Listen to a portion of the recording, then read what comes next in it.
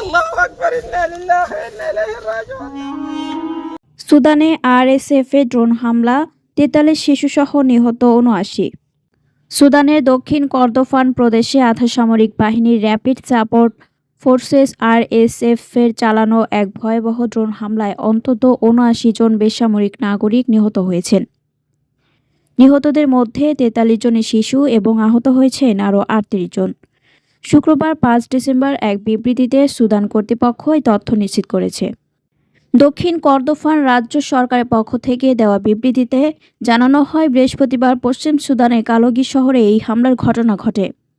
নিহতদের মধ্যে ৪ জন নারীও রয়েছেন।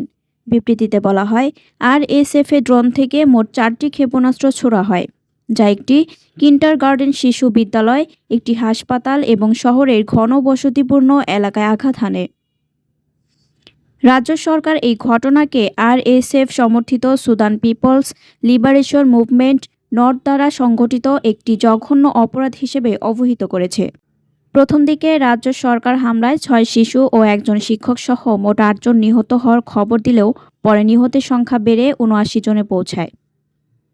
দক্ষিণ কর্দোফান রাজ্য সরকার আন্তর্জাতিক সম্প্রদায় ও মানবাধিকার সংগঠনগুলোর প্রতি কঠোর পদক্ষেপ নেওয়ার আহ্বান জানিয়ে বলেছে, আরএসএফকে একটি সন্ত্রাসী সংগঠন হিসেবে ঘোষণা করতে হবে এবং তাদের মিত্রদের এই অমানবিক অপরাধের জন্য জবাবদিহির আওতায় আনতে হবে।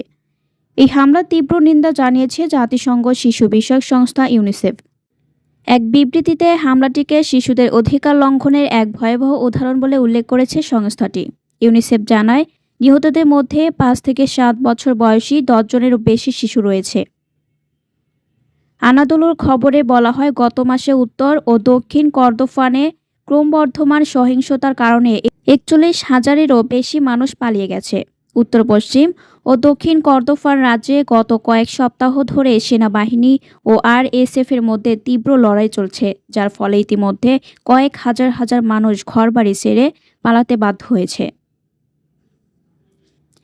সুদানের মোট ১৮টি রাজ্যের মধ্যে পশ্চিমাঞ্চলের দারফুর অঞ্চলের ৫টি রাজ্যই বর্তমানে আরএসএফের নিয়ন্ত্রণে রয়েছে। কেবল উত্তর দারফুরের কিছু অংশ সেনাবাহিনী দখলে রেখেছে। অন্যদিকে দেশের দক্ষিণ, উত্তর, পূর্ব ও মধ্যাঞ্চলের বাকি ১৩টি রাজ্যের বেশিরভাগ এলাকা সেনাবাহিনীর নিয়ন্ত্রণে রয়েছে, যার মধ্যে রাজধানী খার্তুমও অন্তর্ভুক্ত। ২০২৩ সালের এপ্রিল মাসে সুদান সেনাবাহিনী ও আরএসএফের মধ্যে শুরু হওয়া এই গৃহযুদ্ধ ইতিমধ্যে ভয়াবহ রূপ ধারণ করেছে। বিশ্ব স্বাস্থ্য সংস্থার তথ্য অনুসারে এই সংঘাতে এখন পর্যন্ত নিহত হয়েছেন অন্তত ৪০,০০০ মানুষ এবং ব্যস্তচ্যুত হয়েছেন প্রায় ১,২০,০০,০০০ মানুষ। পরবর্তী সংবাদ দেখার জন্য আমন্ত্রণ এবং সাবস্ক্রাইব করে বার্ড নিউজের পাশে থাকুন।